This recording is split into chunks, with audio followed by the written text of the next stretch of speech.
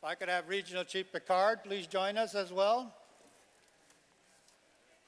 And just a note, as you all know, the National Chief and the Regional Chiefs are engaged in those dialogue sessions as well as side meetings with members of the delegation. And so just noting that we understand where they are and the fact that we've adjusted our agenda to start earlier. And so they will join us as we go throughout the day.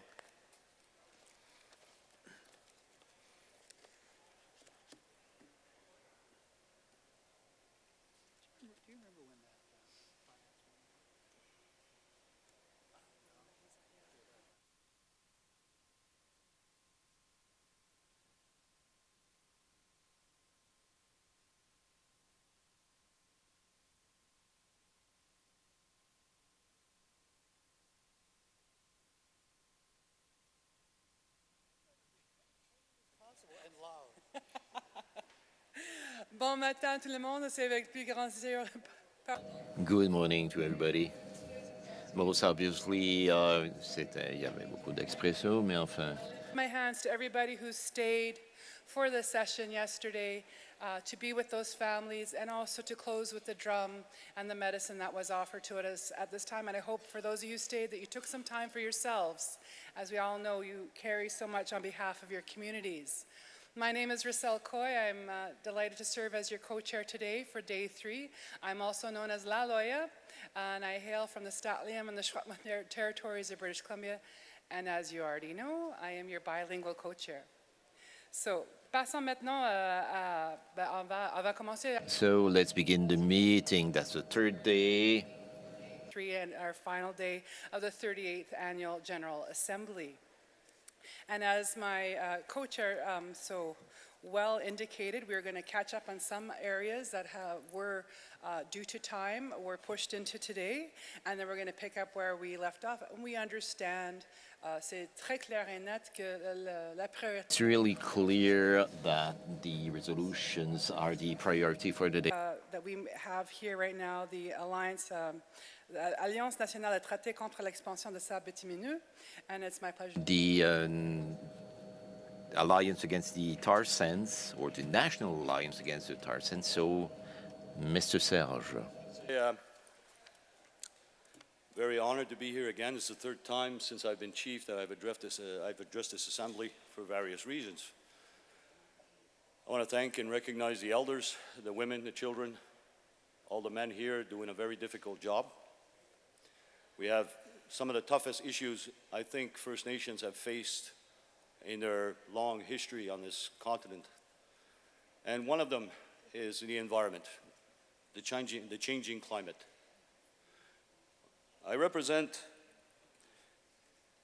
here today the Treaty Alliance Against the Expansion of the tar sands. We all know the various issues relating to that, economic as well as social and environmental. So I'm not going to go into the details. I'm going to try to keep this as short as possible. The Treaty Alliance was basically formed, over a year ago that we started. Mine started about 3 years ago, taking the first steps into this. And now we have over 130 First Nations that have signed it. The Treaty Alliance is basically, it's an exercise in sovereignty as much as it is a social or an economic mechanism. So we gather together knowing full well that we can't fight these huge corporations who have unlimited resources, and we can't do this by ourselves. And that's why we started to band together. We started to realize that it was also related to breaches in treaty, as well as the suppression of our own sovereignty. So this is where we are working towards helping the future generations. Many of us see what's going on around the world, what we see here in this country. The changing environment, the disasters that we're seeing year after year after year. And you gotta ask yourself honestly, do you honestly think you have 100 years left at the rate we're going? And I know many First Nations are benefiting from oil and gas, and that's fantastic. I've always encouraged First Nations to develop as best as they can and lift themselves out of poverty. But you have to realize that along with the market forces which are going to push oil down, eventually it's going to happen. Supply and demand work with the price of oil. And I'm afraid that you First Nations out there are going to lose your shirts because companies, investors are going to see their assets stranded in this type of development. And I don't know how many years that might take, but I know that something's happening right now. Car companies are coming out with more hybrids, electric, and so on, and that's going to affect the supply and demand. Now, we can look at a short-term pain while we make the transition, and if we don't follow the transition, I think at a logical pace, we're going to see a very long-term pain. We're not going to be able to adjust if the change is abrupt. And that's one thing the Treaty Alliance takes very seriously, is the breach in treaties, the suppression of sovereignty, the environment, future generations, and the present economic benefits that some are enjoying. And we're hoping that we'll be able to continue helping in that direction while we're trying to stop some unwanted developments coming through my territory. Because if, say, they push that pipeline through my territory, it's a forced surrender, which is illegal under international law, under our treaties, under the Royal Proclamation. Any surrender of land must be done in conjunction with the Crown, our treaty allies. And that's what we're seeing here is a violation of that very basic foundation, that principle that we've all held on to since first contact, really. The Mohawks have had a long history since first contact. And believe me, we know them very well. We know the Crown, we know its bureaucrats, and it's not always a very cooperative relationship. That's why we have to do this together. We can't wait for them. We have options right now, economic, social, political, they're all there. We just gotta start banding together a little more tightly. And I see sometimes people, they're really critical of the leadership. And I know that the men here at the executive, they have an incredibly difficult job, just like many of you chiefs out there. And sometimes we don't give them the benefit of the doubt. And I really want to work with everyone. This is not a treaty against any particular First Nation. Believe me, it's not. I want to make these relationships tighter, and I want to make them stronger. And if governments and industry won't respect our sovereignty, then fine. As sovereign nations, we have every right to take this to the international court and have this country judged for its crimes against our people since this confederation began. So we have many issues to resolve as long as we give ourselves the benefit of the doubt that we are all working for the benefit of every single man, woman, and child that's under our respective responsibility to provide those benefits and to help alleviate poverty and the social ills that we all face. The Treaty Alliance may not be the answer, the entire answer, but I'll tell you something, it's a damn good start. And I'm hoping that some of you don't look at us as enemies. You come and talk to us and see where we have common ground. And if you feel like you can sign this treaty with a good conscience, then please do. So we're going to be right over here. We have copies here of the treaty. You're welcome to come and sign it or take it back to your respective councils and come back to us and sign. We would be so proud to have you on board with us because it's a long, hard road ahead. Our future generations are at risk. I mean, I look at my granddaughter and what's going to happen to her when she has children. The thought of her children scrambling to find food and clean water because the environment is soured so bad is a thought that drives me every single day when I start working on these type of files. So I thank you all for listening to me. I really appreciate it. Nyong'o. Thank you, Grand Chief. Thank you very much. Maintenant, ça fait grand plaisir faire appel. Now it's a pleasure to call upon the Chief of Picanade, Chief. To continue the conversation.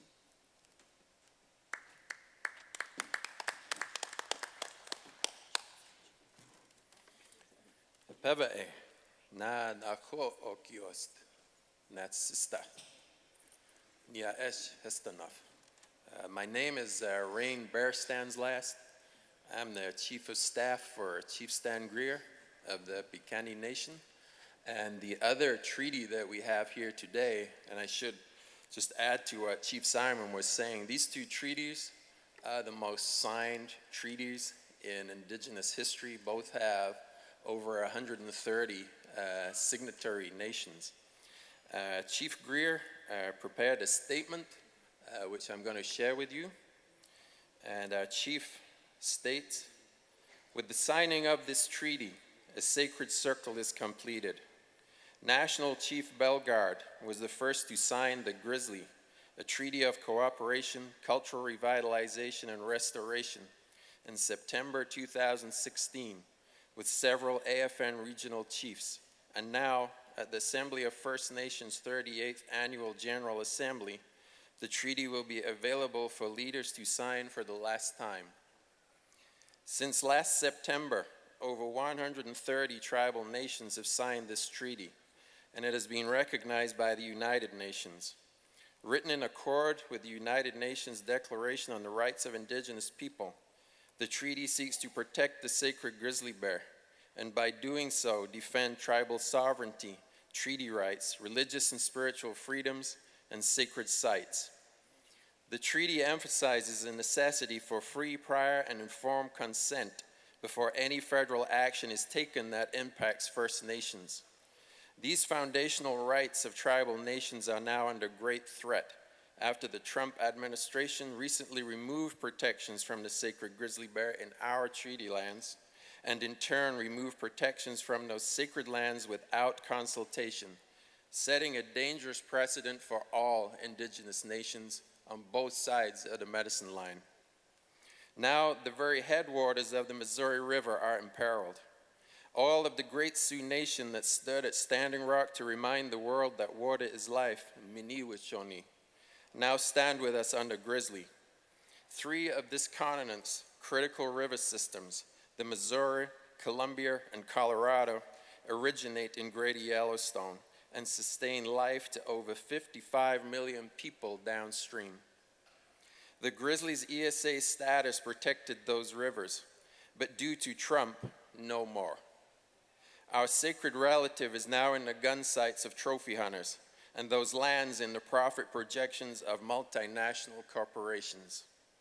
I say once more, this is truly a struggle for the very soul of the earth, of all we have ever been or will ever become. Let us stand united to meet this defining challenge. Niaesh. The only thing that I would add to the chief's statement is that just a personal note.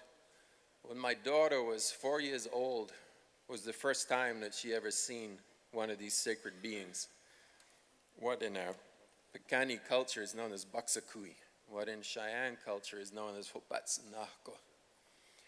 And when she saw this sacred being, I said to her, watch everything that it does, watch every movement, watch what it eats, watch how it looks, watch how it has this incredible awareness.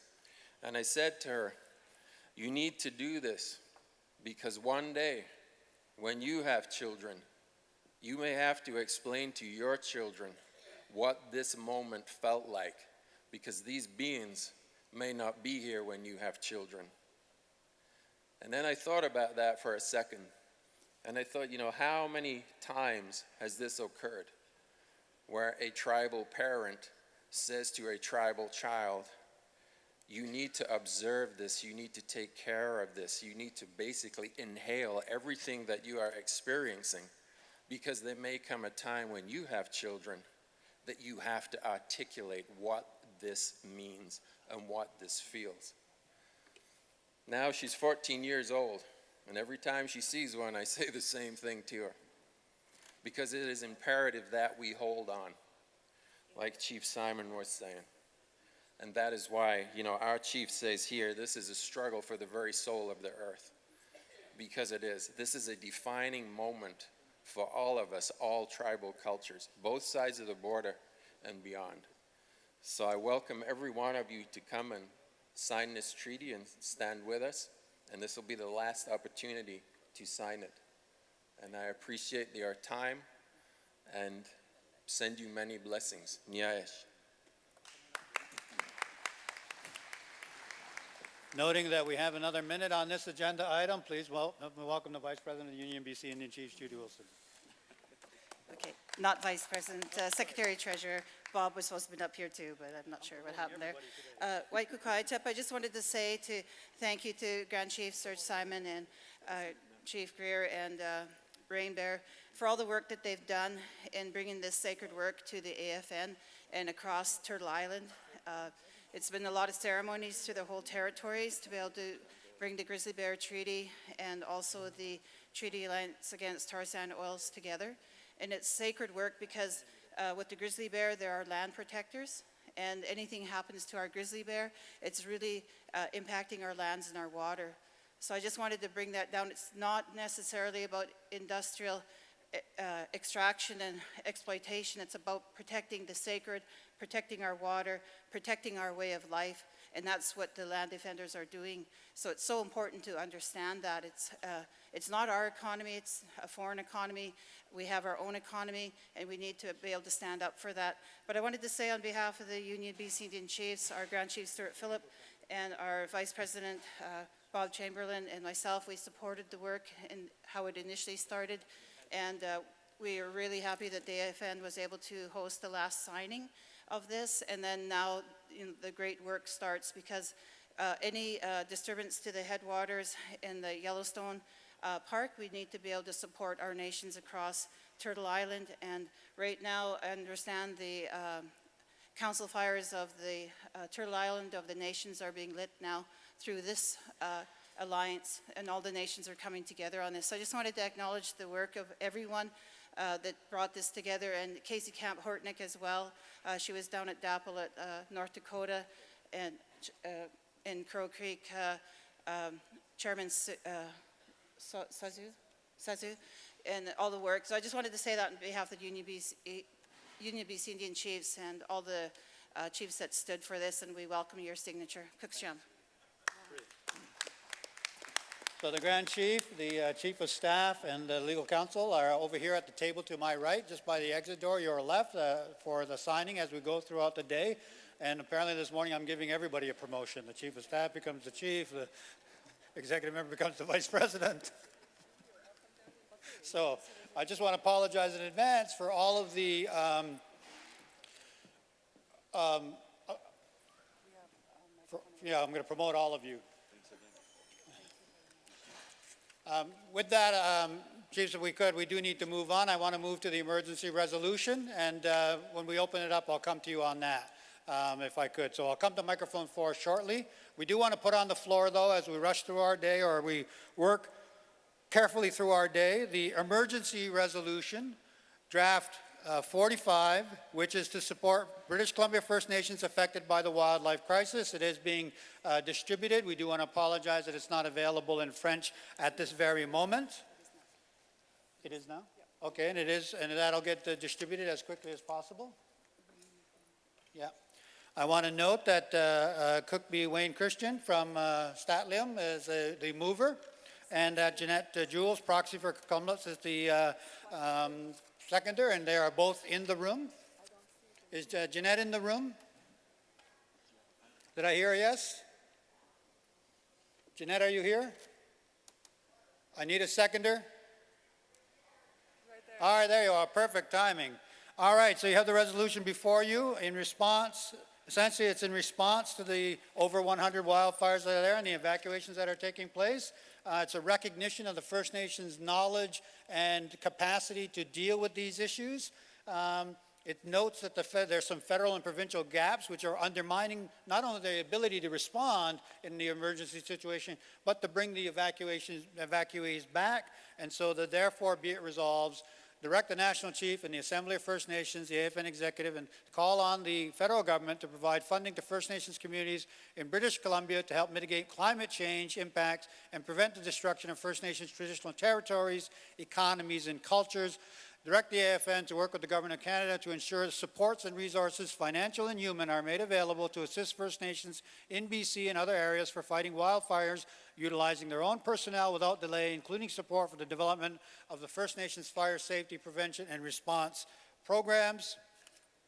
3, request the National Chief and the BC Regional Chief to urge the federal and provincial governments to A, establish an emergency endowment fund dedicated specifically to First Nations fire management and reclamation and recovery to support First Nations communities with future crises. B, support BC First Nations self-determination in asserting their jurisdiction to support and protect their members and provide the sustainable resources and training to accomplish this objective. C, support the affected First Nations in BC and their demands for reclamation, compensation, and recovery costs from the ongoing wildfire crisis, and ensure that the compensation for all people impacted by wildfires directly or indirectly is sufficient to meet their needs and distributed efficiently. D, renegotiate the service agreement between the federal government and the province of British Columbia Emergency Management to include BC First Nations as full partners in determining First Nations-led emergency response, recovery, mitigation, and preparedness plans.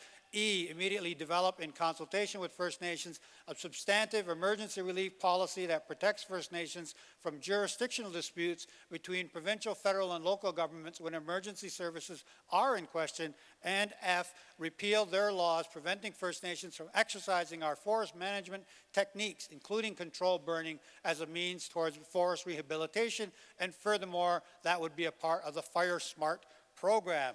Microphone 4. For a brief comment, if you would. Brief? Please. I might say that a lot as we go through the day. White Cohitep, Kalmux West Winokchina, Joe Cook Beast Bellachita, not Statlium, Soquapum. And also, I'm carrying the proxy for Tribal Chief Joe Alphonse. He had to leave to go back to his community. So I just wanted to reiterate, I think it's very clear that what's happening in British Columbia and our territories is that we heard it yesterday and we've heard it throughout the whole assembly. Our people are forgotten.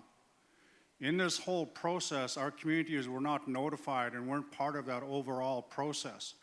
And so we have to have Canada and British Columbia to open up that door to get us involved so we can respond in terms of the wildfire situation, because it's not only affecting the human beings, our people, it's also affecting the animals, it's affecting the birds, it's affecting the medicines. One of the elders spoke to me and he had a dream and he talked about our horses, the cows, the moose, the deer, and all of that. In his dream, they were all crying for help and their feet were on hooves and that were on fire. So it tells us we need to do something and get in our rightful place to look after our territories. So I think this whole process, when we speak about what's going on in British Columbia, this has great impact because we in our territory had 2 more fires that started up last night. So this is just in the middle and the beginning start of the fire season in British Columbia. So this resolution will give us the ability to open up that door with the federal and provincial government on equal terms to look after our territory on behalf of our people, but most importantly, on behalf of those that can't speak for themselves, the animals, the birds, and the fish. Kokshcham. Thank you very much. Number 4. White Cohitep, Jeanette Jules and Squax, proxy for Cookbee Fred Seymour for Tecumseh Soquapum, and Cookbee Ron Ignace for Skeetcheston. And Cookbee Ron had to leave last night. They've been under evacuation alert for 2 weeks. And we've been monitoring continuously what's going on back home. I don't happen to think that we should be sitting around fighting with emergency services, British Columbia, the local we call them the Thompson-Nicola Regional District, and then there's the Northern Regional District, as well as the Red Cross and everybody else that we're fighting with. We weren't even considered an emergency evacuation center. None of the First Nations in British Columbia are considered emergency evacuation centers. The provincial government, a lot of our elders in the Chilcotin and in the Secwepemc communities still speak Secwepemc. That's what they understand. That's what they can communicate with better. And they don't provide any kind of services to our elders or anybody else. And we've been fighting with this. We have had people donate because we're not considered a food services center. So we've had people donating to us so we could provide the food for all of the evacuees. We've had close to 1,000 people plus in our Powwow Arbor because we opened the doors for them. There was nowhere for them to go. Our counselor that is here, Nicoma George, and our other counselor were up until 3 o'clock in the morning when Williams Lake was evacuated in 108, 150 Mile, and all of our other communities there. There is, and it is a part of who we are as Secwepemc and as Kalmuck, that we look after people. It doesn't matter what color you are, and we need a better plan in place. We can't be having British Columbia and Canada fighting over constitutional issues on devolution of powers between when there's an emergency situation. Your East Jokes. Thank you very much. Thank you very much for that, for the additional information. Let us move the question on this. Is there anyone in the Assembly Hall in opposition to Emergency Resolution 45? Seeing none, is there any abstentions from Emergency Resolution 45? Seeing none, then with your permission, might we stand in support for our BC First Nations relatives and give them a round of support and applause in adopting this resolution.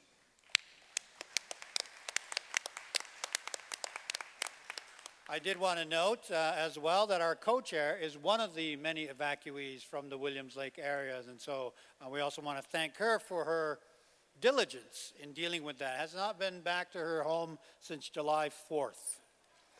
So I want to thank her as well.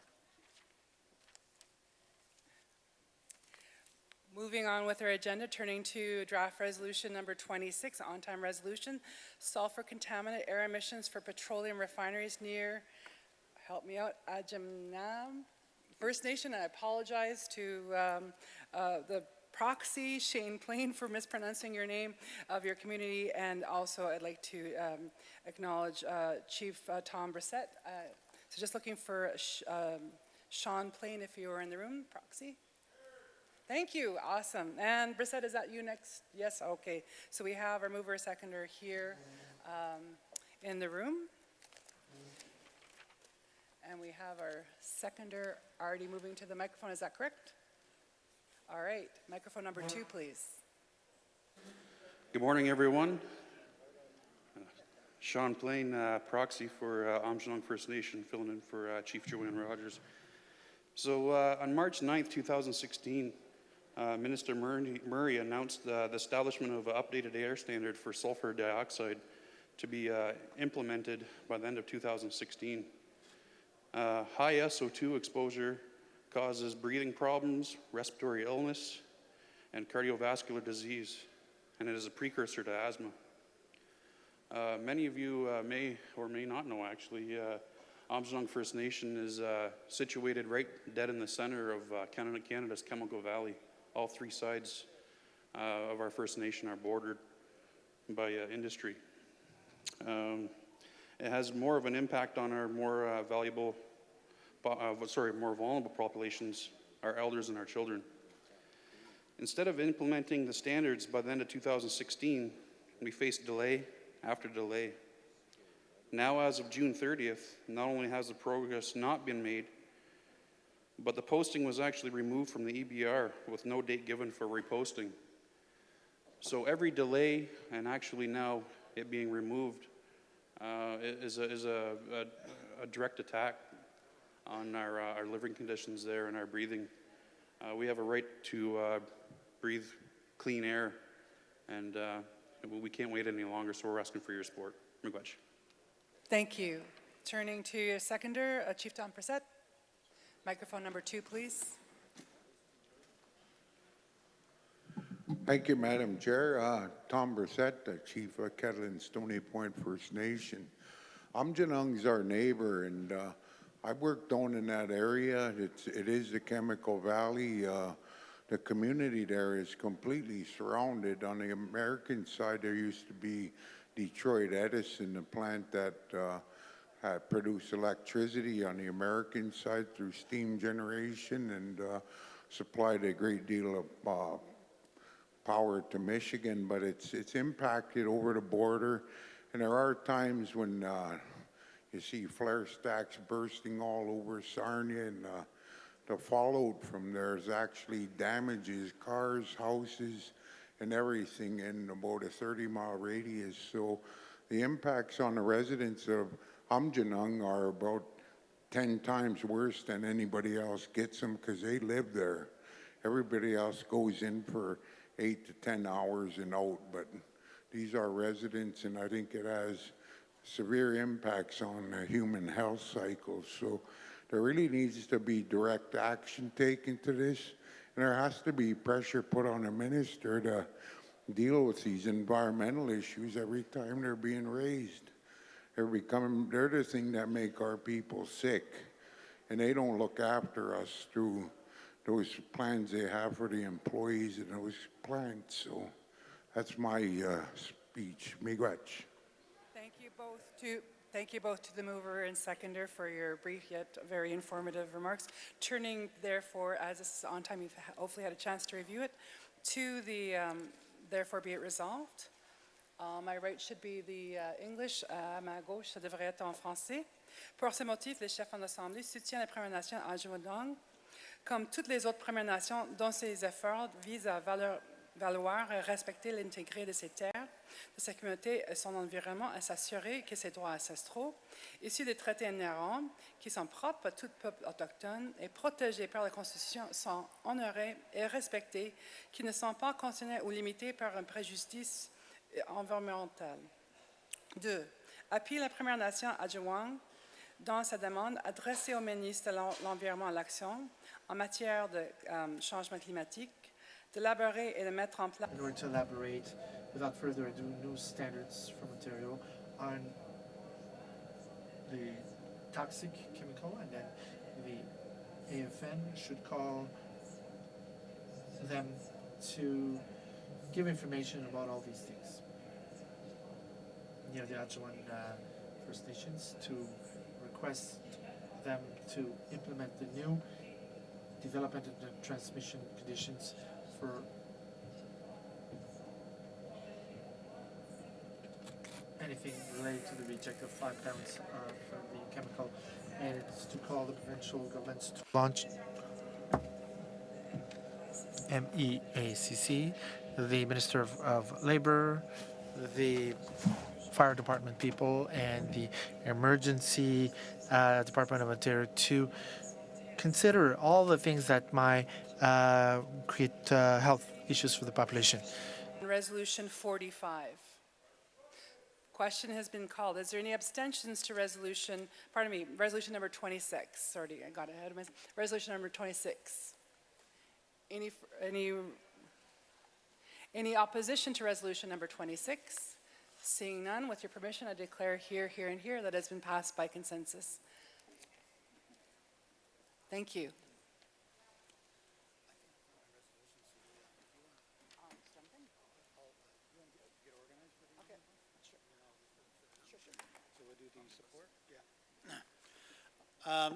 So what the Resolutions Committee is recommending, the next 2 health resolutions, which we've returned to, are support resolutions supporting First Nations communities healing from sexual abuse, which is 27, and 28, which is supporting the Kahnawake First Nation in terms of their Indigenous Data Initiative, their Indigenous Information Governance Initiative. So in addition to those as support resolutions, we want to add draft resolution 5, for support for the University of Victoria's Indigenous Law Program. Draft Resolution 10, support for the recognition and respect of the PIPSEL decision. Resolution 19, which is support for a cross-Canada walk that is going on to support the murdered and missing women and families. And then draft Resolution 39, which is a chronic wasting disease, which is affecting animals and has potential human impacts. So those were sort of on-time support resolutions, and we wanted to bundle those together. So just in order, draft 5, 12, 19, 27, 28, and 39. And in my rush here this morning, I have misplaced my resolution, so Marcella is going to help us with that. But just as she's organizing, I'll just ask for a mover and a seconder. Here's the package here. A mover and a seconder of the, what we love to call the how many bus resolutions. I see Byron Lewis. Chief Byron Lewis is our mover. Chief Lewis, okay, you're our mover. Chief Byron Lewis. And then, Chief, I'm drawing a blank. I'm having a, please come to microphone 4 and just give us your name, Chief. 36 he's got them here, so take them here. Yes, he's been very helpful all week. Chief Calvin Sanderson, Chicago State Police and Band of the Cree Nation. Thank you very much, Chief Sanderson.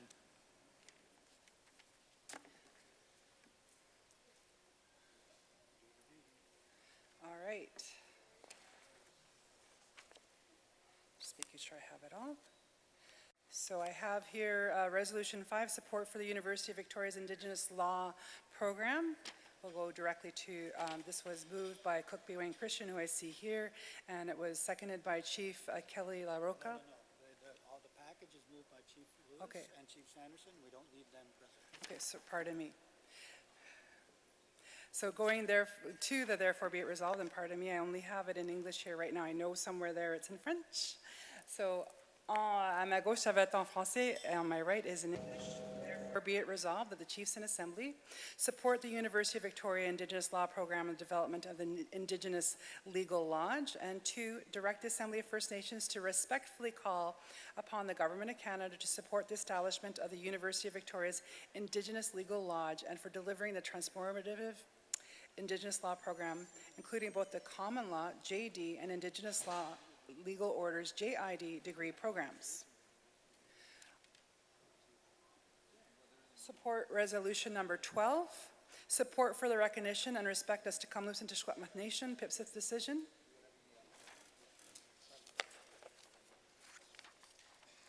Therefore be it resolved that the Assembly of First Nation calls upon the federal and provincial governments to recognize, respect, and implement the Kamloops and Tishwetmut Nation SSN PIPSIF decision. Direct the AFN to call upon the federal government to undertake discussions on a nation-to-nation basis with the SSN to ensure their PIPSIF decision is fully recognized, respected, and integrated in the Minister of Environment and Climate Change decision.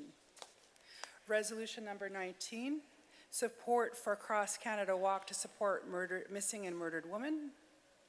Therefore be it resolved that the Chiefs and Assembly direct the Assembly of First Nation to write a letter of support to Brandon Emerson in his efforts to create awareness on this important subject. This letter will be used to help the process of coordination and fundraising for his cross-Canada walk to support missing and murdered Indigenous women and girls, and 2, call upon the National Chief, AFN Regional Chiefs, and First Nations leadership to elevate the issue of missing and murdered Indigenous women and girls as Brandon makes his way across the country. Resolution number 27, supporting First Nations community health from sexual abuse. Therefore be it resolved that the Chiefs and Assembly call on the federal, provincial, and territorial governments to work collaboratively with First Nations to develop safe mechanisms for First Nation communities to pursue community healing that addresses sexual abuse. 2, direct the Assembly of First Nations, AFN, to work closely with interested First Nations communities and organizations to address the issues and priorities regarding sexual abuse in a culturally competent and relevant way. And 3, direct the AFN to call on the Government of Canada to make available additional resources to develop and/or support First Nations communities' capacity towards sustainable community healing that is directed by and accountable to First Nations. Resolution number 28, support for Kahnawake First Nation Indigenous Data Initiative. Therefore, be it resolved that the Chiefs in Assembly direct the Assembly of First Nations to prepare a letter in support of Kahnawake First Nation in their efforts to collaborate with private sector companies to develop innovative tools to help address family safety. Resolution 39, que je l'ai que en français, c'est le maladie débilitant chronique. This is for chronic debilitating. I only have it in French, by the way. The Chiefs support the Picanil First Nation people from the APW as an official partnership for the consultation, defense, advocation efforts towards the elaboration of those considerations, MDC.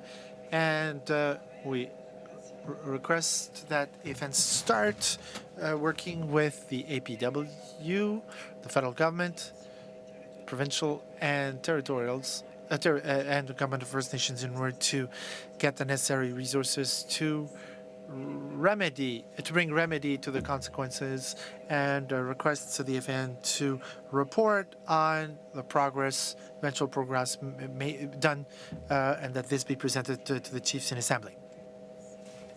Number 12, if you could find it for me, that'd be great. Oh, there it is, sorry. Very sorry, I missed 3 clauses on number 12, thank you. In our rush to get our paper together. So going back to resolution number 12, which is support for us to come into Secwepemc Nation's decision on Pipsith. Just for the record, number 3, 4, and 5. Direct the AFN to call upon the Prime Minister to include the Minister of Environment and Climate Change in its working group of ministers tasked with reviewing all federal laws and policies as they relate to Indigenous peoples.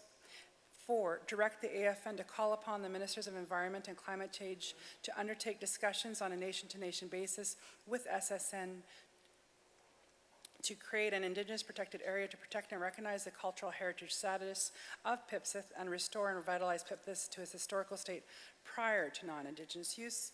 And 5, direct AFN to urge the Canadian and Polish ambassadors to call on the government of Poland to direct its KHM Polska Miec SA Supervisory and Management Board to A, uphold its commitments under the United Nations Declaration on the Rights of Indigenous People, B, respect the SSN Pipsith decision to withhold their consent from the Ajax project, and C, withdraw its application for the Ajax project and enter a negotiated agreement to return, protect, and restore Pipsith as an Indigenous cultural heritage site to the SSN. Is there anything else I missed? We're good. All right. Is there any need for any further discussion on this omnibus? Seeing none, question's been called. Is there any abstention to this omnibus? Seeing none, is there any opposition? Seeing none, with your permission, here, here, and here, I declare passed by consensus. Thank you.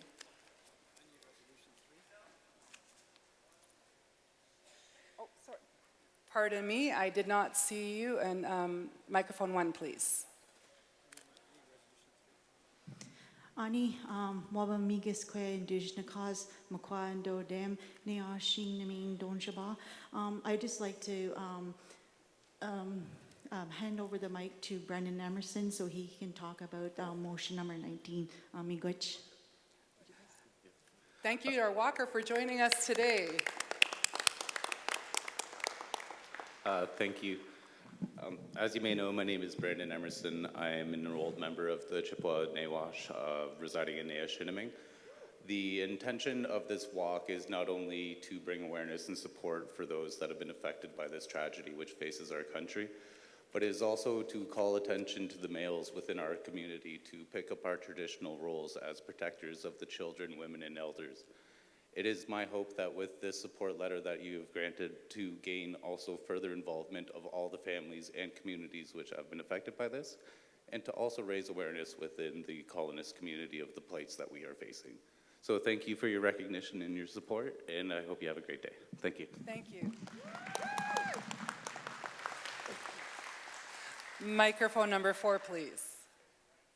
Chief Joseph Norton, Mohawk Council, Kahnawake. I just wanted to give a brief explanation about the resolution that we've put forth that's been supported unanimously from a colleague of mine, Mr. Murray Lowe. And he he can give you some of the details on that. Very important, call it a program that we've taken on, or project. So just for clarity, that is Resolution 28, Support for Kahnawake First Nations Indigenous Data Initiative. Microphone 4, please. Hi there, my name is Murray Rowe, and I'm with Forest Green. We're partnered with BlackBerry and SAS to do secure communications and data analytics. And specifically, we're supporting the Grand Chief in Kahnawake, and he asked me to talk about a pilot project done in Florida that we hope to take as best practice and bring to Kahnawake, and if other communities are interested, that they can also leverage it. In Florida, they had a high level of murder of children, and so they implemented a solution that was able to help social workers to rank order which households they should go into, and by doing so, we're able to reduce the murder rate by 90%. I was very moved yesterday by the families. It was very emotional for me. I think that what was exciting about the work that we're doing in supporting the Grand Chief is that we have a proven solution, and that Canadians should be, and Indigenous communities should have exactly the same tools as other governments, and that's why we're working closely with Grand Chief Joe Norton. I also wanted to mention, I don't see a Regional Chief Isidore Dave. I know he wanted to make a comment, but part of, so Regional Chief Dave, you're here, come on up. We would know if he's here, and we do know with our scheduling moves. Okay. Yeah, as my co-chair had mentioned earlier, there's certainly important side meetings happening as well. Absolutely. So I was also going to mention, he wanted to mention this, that as part of the work that we're doing in supporting the Grand Chief, it includes facilitating secure communications. And in Ontario, we're going to be doing a pilot project so that all voice, video, text, and data is now going to be secured for the province in Ontario for the Chiefs of Ontario. Thank you. Thank you very much. I'll be turning my co-chair for the next resolution. Thank you very much, ladies and gentlemen. Please turn your attention to draft resolution 3, post-secondary education federal review. Moved by Tyrone McNeil, seconded by Chief Stanley Greer. I just want to make sure, I noted Chief Greer was not here earlier, and Tyrone had mentioned he was going to be on a plane. So if Tyrone or Chief Greer are not in the room, Tyrone McNeil, may I please have a mover and seconder for this resolution?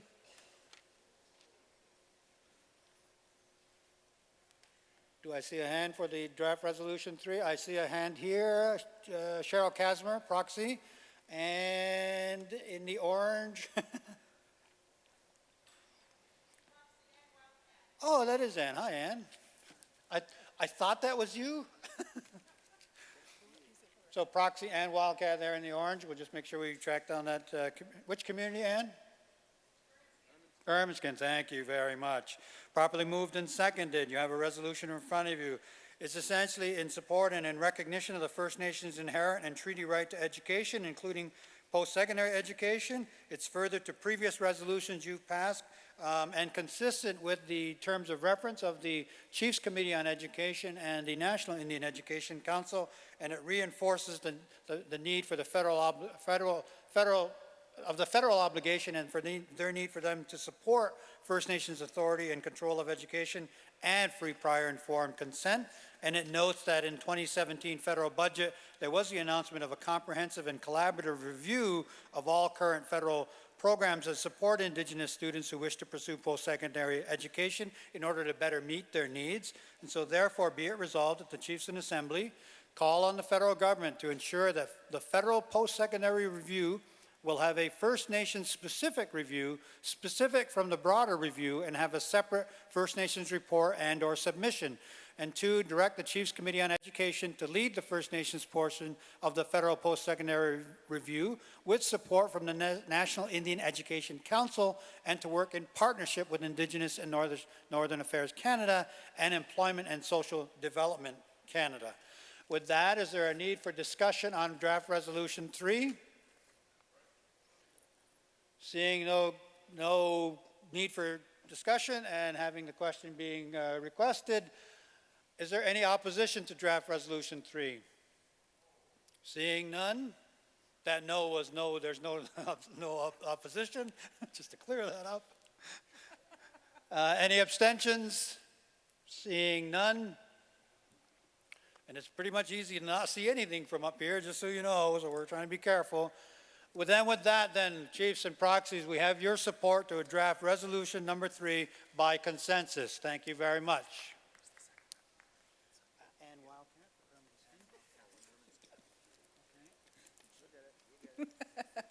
I'm just helping my co-chair help us move things along. So turning to draft resolution 4, creation of a First Nations Directors of Education Association.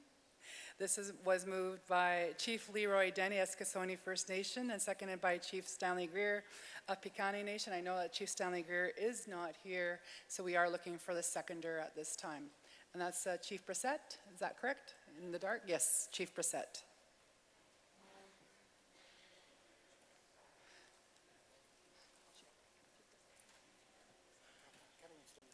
Kettle and Stony Point, thank you very much. My memory failed me for a minute.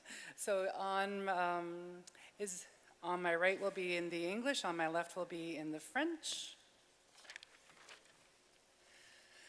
Proceeding directly into the therefore be it resolved.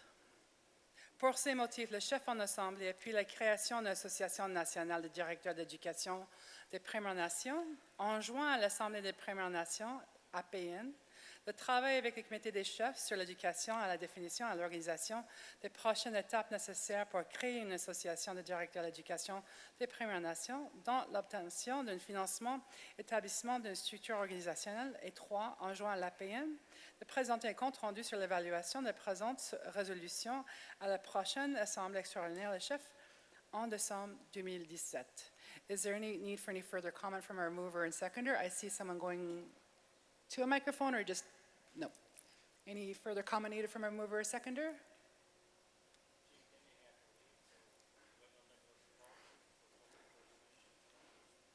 Thank you. Thank you, Wendell Nicholas. I got ahead of myself there and proxy.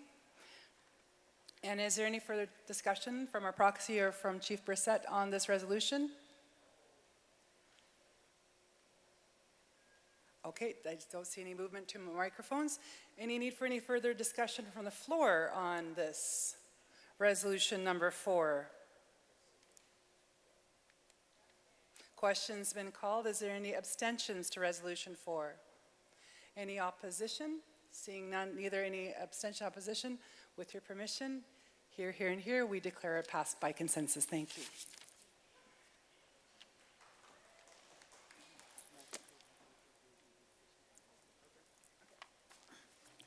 Thank you very much, ladies and gentlemen. Let us turn our attention to draft resolution 6, the National Indigenous Youth Entrepreneurship Camp, which is to be held at the First Nations University of Canada here in Regina.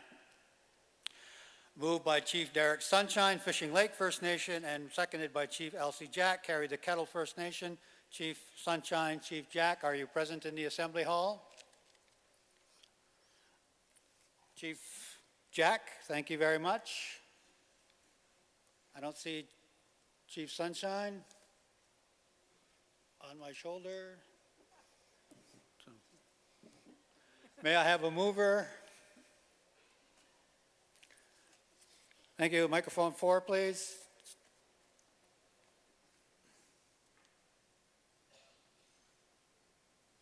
I will know the moment you get in the light. Microphone 4. Chief Star, Star Blanket. Chief Michael Star, Star Blanket Cree Nation. Thank you very much, Chief Star.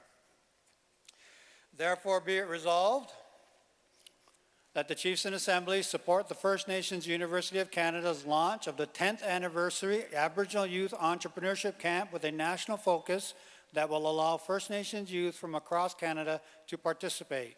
2, call on the AFN to seek resources to support the launch and where resources are secured to develop jointly branded AFN First Nations University National Indigenous Youth Entrepreneurship Camp products in the summer of 2018. And 3, direct the AFN to write letters of support for the First Nations University of Canada in seeking funding for the launch of the 10th anniversary Aboriginal Youth Camp. Is there a need for discussion? Youth Entrepreneurship Camp. Is there a need for discussion of this resolution? Seeing none and hearing the question, is there any opposition to this resolution? Seeing none, is there any abstentions to this resolution? Seeing none, then with your permission, chiefs and proxies, we adopt Resolution 6 by consensus. Thank you very much.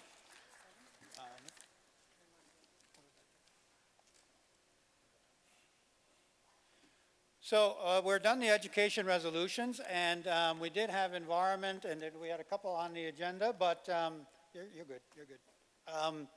What we'll do is just looking at our agenda, the National Chief is here ready to do the update on the fiscal relations work. We are at basically 12:10. After this brief update, we will take a 30-minute recess for lunch. There are some lunches available in some regional caucuses, and there will be a lunch available in the convention center. I would highly urge you come back in here with them. But we will take a 30-minute recess for lunch after this update, and as I will note the time, and we will note the time when we will reconvene. National Chief on fiscal relations. Thank you, Harold. Chiefs, good morning to the elders, the youth, the Women's Council. There's 2 resolutions in your kits, Resolution 16 and Resolution 17. And this fiscal relations work, we have our Chiefs Committee on Fiscal, and here's the chiefs that are on that Chiefs Committee on Fiscal working group, or forum, if you will. So from BC, we have Chief David Jimmy, and he's my co-chair. From Alberta, Chief Vernon Saddleback. From Saskatchewan, Vice Chief Bob Morasti. From Manitoba, Chief David Crate. From Ontario, Chief Paul Ishkagagon. From Sagamak. From Quebec, Chief Connie Lazore. From the Atlantic, John Paul. From the APC. From the Northwest Territories, Richard Nirasu. And then from the Yukon, Chief Richard Sidney. So as a Chiefs Committee on Fiscal, we've been meeting now for a year or so, trying to work towards that long-term, sustainable, predictable funding process that the Prime Minister committed to you all. And we're trying to move away from those contribution agreements you sign. And we know that it's a flawed process for fiscal transfers from government to government. And you need a process to get there. So it's the work of this fiscal table, and you may not see all the regional chiefs here. There is a side meeting going on. And we did manage to get about 40 minutes with the Sunia Ogimao. So they're meeting with the Minister of Finance. The Chiefs Committee and the regional chiefs are also meeting, just very quickly, just to table things for 2018-2019 fiscal year budget. Priorities. So we're starting that lobby with that Sunia Ogimao. So that's going on right now. So very important work. The only pieces that we want to highlight are the ones from yesterday where you're going to be able to transfer from one fiscal year to the next. That was one of the results of this Chiefs Committee on Fiscal Table work. The other one is the O&M, operations and O&M programs funded at the community level. They're not funded at 100%. So for emergency management, for water, for fire, sewer, it's not funded properly. So the quick point we made to the big money chief for next year's federal budget, that now that it's publicly stated that the government knows it's a flawed policy, you've got to operationalize it and budget for it. And so that's going on now. So we do want to have another relationship, a better relationship with the Crown in terms of this new fiscal Crown relationship we're working towards. You know, it's been a 2% funding cap for the last 20 years, and the huge needs, the gap is huge. So the components of this fiscal, we're going to go to have regional forums across Canada. The British Columbia region had one at their own initiative. It was a very good forum because they also identified in that forum that it's not just getting the new transfers from government out to the First Nations. You have to have the ability to raise your own revenues, your own taxation regimes, also including resource revenue sharing. All those things have to be in place. So we've got as well a lot of people coming up to the forums as well to give recommendations, because this is going to take some time. And one of the most important ones, especially from Alberta and Saskatchewan, Manitoba, the treaty territories, is about treaty-based funding relationships. Treaty-based. And there should be that direct relationship with Treasury Board and Finance and the Crown. That's ultimately where we need to get. It's going to take some time to get there. It's going to take some time, so we're just trying to go as best as we can, as fast as we can, and as respectfully as we can. Trying to move away from those contributions agreement. And so you know how it is. Indian Affairs, you sign one. NADAP, you sign another one. ESDC, another one for daycare, skills training, assets, policing, all of those different contribution groups. Trying to move away from that towards transfers. The other thing that's been identified is the role of provincial governments.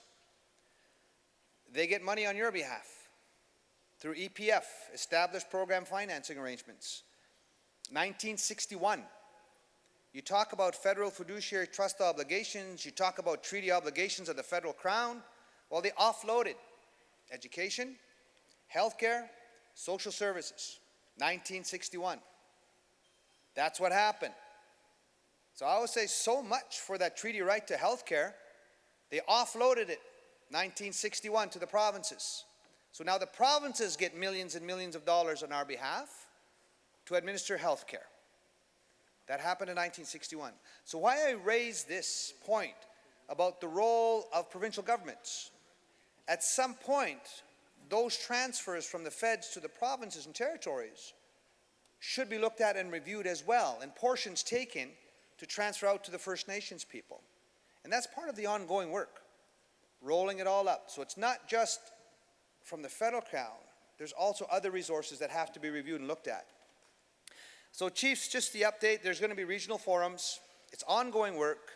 We do invite your comments, recommendations, how to make it better, how to make it stronger. Nothing is done. We have to roll this all up into a report in December, and we'll be doing that. December 5, 6, and 7 is our next AFN AGA in Ottawa.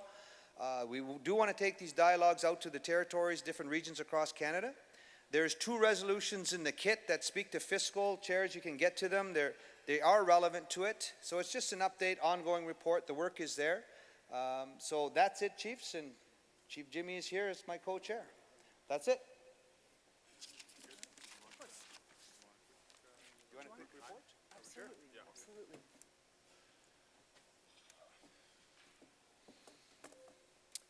Good morning, everybody. Chief David Jimmy, Squahela First Nation, President of Stalo Nation and Choquahic Tribe as well, co-chair of the National Chiefs Committee on Fiscal Relations. Just really quickly, I know we're behind schedule, so I'll be very brief, but just wanted to provide an update on some of the challenges that we faced, how we're approaching to move forward and what that may look like. Challenges are always trying to develop a process that actually, and a framework that has the ability to hear everybody's concerns and how we filter that into a process that can be filtered back out into the communities and getting that relationship strengthening again on the ground. So we're working with, when you're working with different people from different organizations that have never grown up on a reserve, don't understand the challenges of working within a community or the challenges of working with underfunded budgets when it comes to operating within the community, there's a disconnect. So how do you rebuild that? How do you educate enough when you don't actually understand that? That's a challenge. That's something that we're working on. That's something that we're building as far as the relationship goes. Some of the highlights clearly were the announcements with respect to maintenance and operations, and also with the no clawbacks. It's a short-term win. It's something that we are proud to announce, but it's not the end. I know in this work, it's likely, we'll always hear that it's not enough. We need to apply jurisdiction when it comes to our own lands, when it comes to taxation. There are other avenues that we're looking at that can provide some constant funding agreements for us, and that transfers are not the only answer. Transfers are not just simply the one thing that can be done. We have to look at ongoing revenue streams that provide constant funding for our communities. So just really briefly, a couple of things and challenges, and we will be having the regional engagement sessions where we'll be able to hear from everybody. I know there have been a couple, one in Quebec, we're planning for one in BC, and each of the different provinces and territories will be hosting something or looking to host something as well. So really quickly, kind of just running from the meeting with the minister, but wanted to provide just a really brief update and be short. So thank you.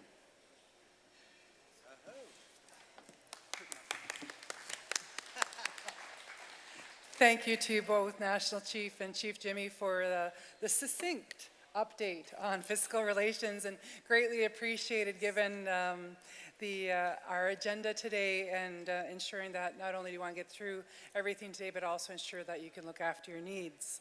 So we're going to be turning to draft resolution number 16, support for, pardon me, microphone number 3, please. Yes. Go ahead. Microphone number 3, and we'll get to you, microphone number 4. Good afternoon again. To the chair, I went and asked over here about the process, and we also have resolution number 46. Yes. Would it be the chair's prerogative to include it in this one also, because it pertains within the similar lines as fiscal relations? Ours is based, as what National Chief said, on treaty-based funding. So if we could move a resolution 46 along with this one from Onion Lake to get support from the Assembly here, would that be okay? Thank you for those comments, Chief Fox. We do try working with Resolution Committee to ensure that we're grouping our resolutions according to the topic. We did check Resolution 46 at this time is not ready for distribution to the floor. As soon as it's ready, we will ensure to get it moving forward as well. But it's on number 46, and this is, I people are understand. probably going to be gone here after lunch. That's normal practice. We have gotten through 73 at the AGA in Niagara Falls. We understand. We did check with them. We certainly, I know that they're Nobody working. asked me to check with you. That was just right there with this gentleman. Thank you so much. Thank you so much, Chief. Thank you. Microphone number 4, please. Leah Gazan, proxy for the Cree Nation of Namaska. I have some concerns just that I've seen throughout the Assembly, and that's the very swiftly changing language by the government. Went from consultation, now we're in engagement sessions that have no legal merit. And even the name of this document, Principles for a New First Nations Crown Physical Relationship. The word principles, we can't begin accepting that kind of language. Some rights are inherent, and I'm very cautious about certainly some of the presentations I've seen from ministers in terms of that changing language. So I'm wondering if we shouldn't bring that concern forward. So I haven't gotten fully into introducing number 16 as we were just addressing some, looking at it. It's okay. Sorry. We're getting through it all. Yeah. We're going to roll with it right now. So what you're saying, are you looking for an amendment in language here? And before you get to, pardon me, I just premise this. Sounds like you're looking for a friendly amendment, perhaps not. Let's just make sure that we have our mover and seconder here, and then we'll get to any proposed changes in language, or if you want to say this as a comment. So I do know I did not see Grand Chief Ed John here. I'm just checking to see if there's somebody stepping up as a mover for resolution number 16, support for principles to guide a new First Nation Crown fiscal relationship. Okay, we have Chief Bob Chamberlain and a proxy for your community. Okay, did you catch that? Chief Bob Chamberlain and Chief Mike Laborde. Okay, thank you very much. And then we have Cheryl Casimir, and I saw you over there. You are proxy for Tobacco Plains Indian Band. We're just going to. Is it for Tanaha? Should I keep on guessing? Microphone 2, please. It's for St. Mary's Band. So St. Mary's Band, thank you very much. So I just noted that correction.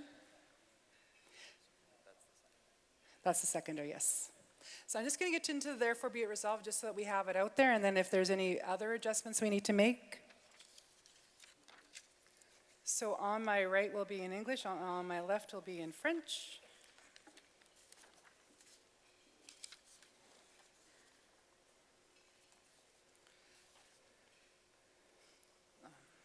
Pour ces motifs, les chefs en assemblée appuient en principe le document intitulé. Therefore, let it be resolved that the Chief and Assembly support and present the command for principle in new First Nation Crown fiscal regions as a minimum starting point to guide discussion for the First Nation Crown fiscal region. Second, direct the Assembly of First Nation representative of the FN Canada Fiscal Relation Working Group to review and consider these principles and its work on fiscal issues and to encourage the First Nation to A, review and discuss the principles of these First Nation Crown fiscal relationship with their respective community. B, amend or refine the principles as necessary to meet the unique needs and circumstances of each community. Go first to our mover and a seconder to speak to this, and then we'll get to any further changes. If you want to stay at the microphone for, but we're just going to turn to Chief Bob Chamberlain if you have any further discussion at this time. And he does, so if you could just microphone 4 for the Chief Bob, microphone 4 for Chief Bob Chamberlain first as the mover.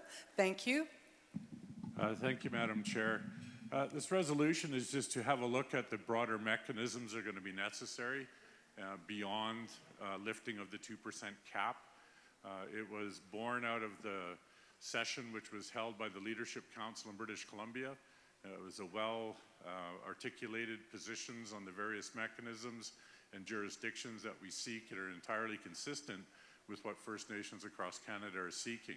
And very much in seeing proper and adequate sharing of resource revenues that come from our territories that this country has enjoyed for far too long. So I just wanted to add a few comments. Thank you. Thank you. Microphone number 2 for our seconder. Thank you, Madam Chair. Cheryl Casmer, proxy for St. Mary's Band.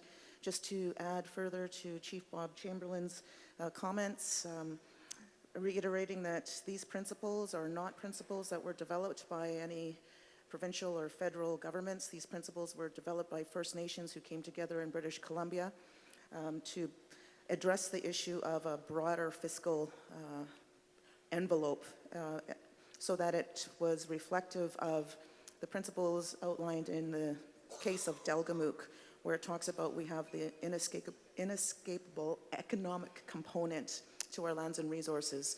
And we also are talking about having further jurisdiction and authority, space created for us in the tax arena. Thank you. Thank you. So now I'll be returning to the floor for further comments. So going back to you, microphone 4, now you've had some explanation by both the mover and seconder. Sorry about that. But no, I think it's not the resolution, it's the word principle.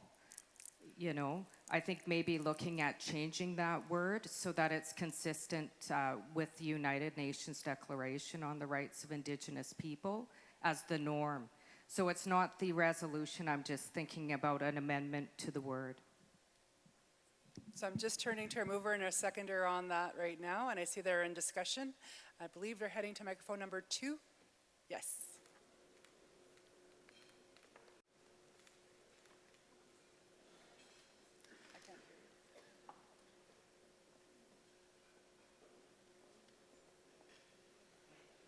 So microphone 2, please. Thank you.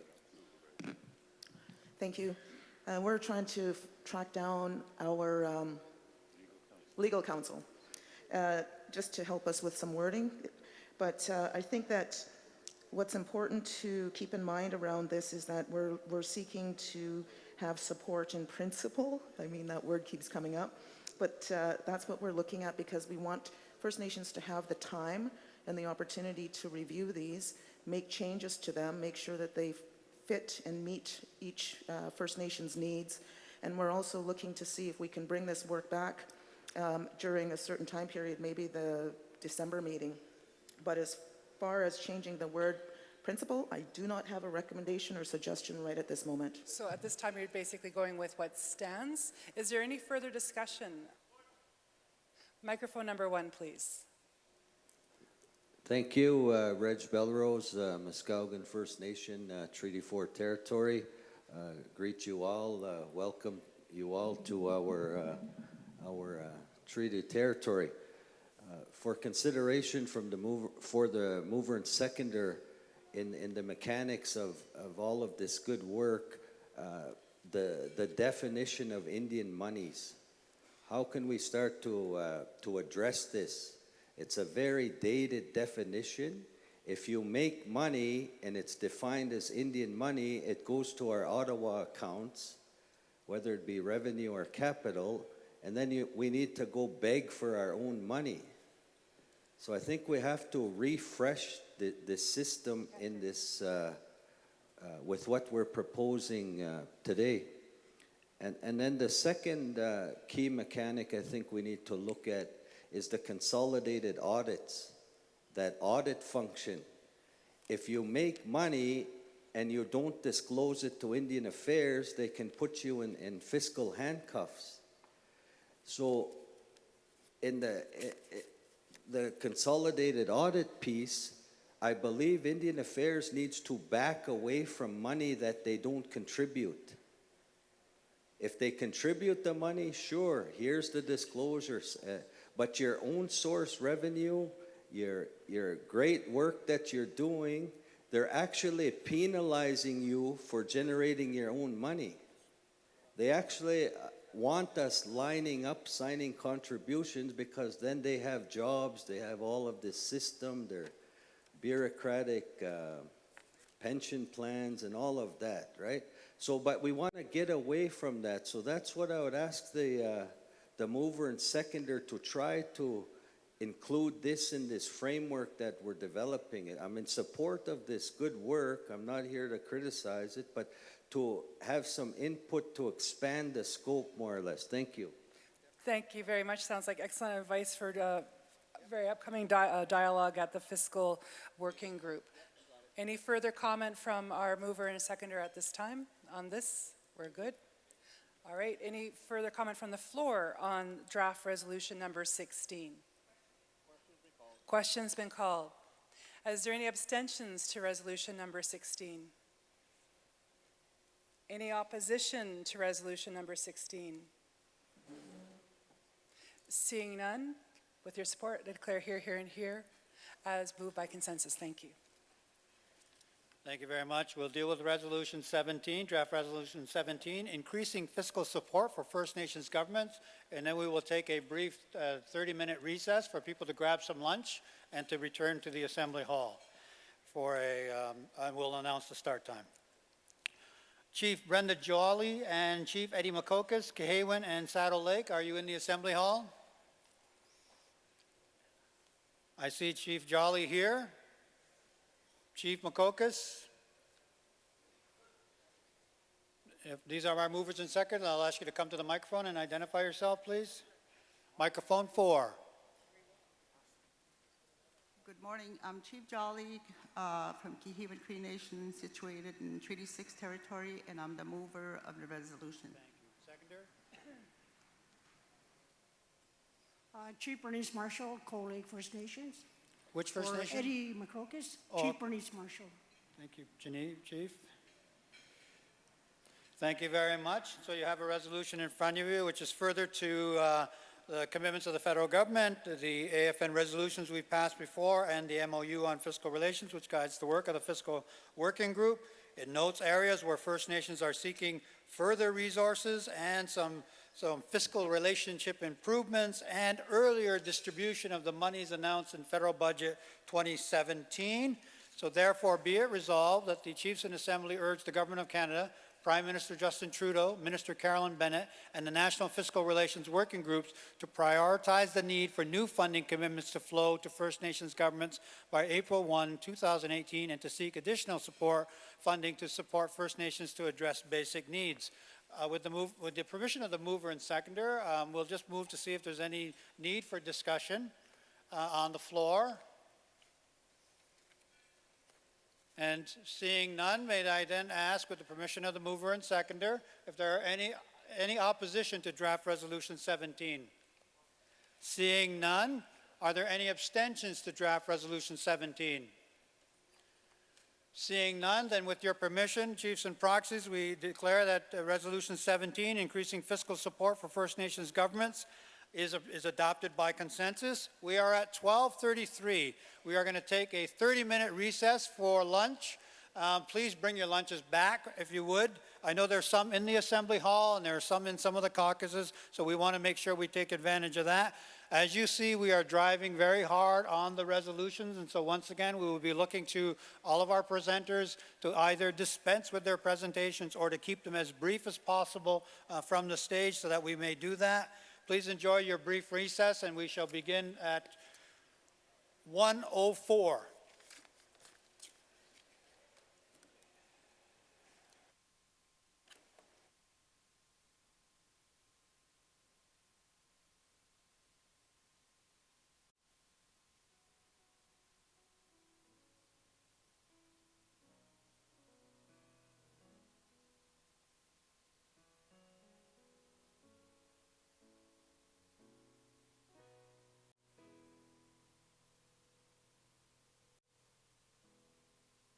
Now you say you're sorry.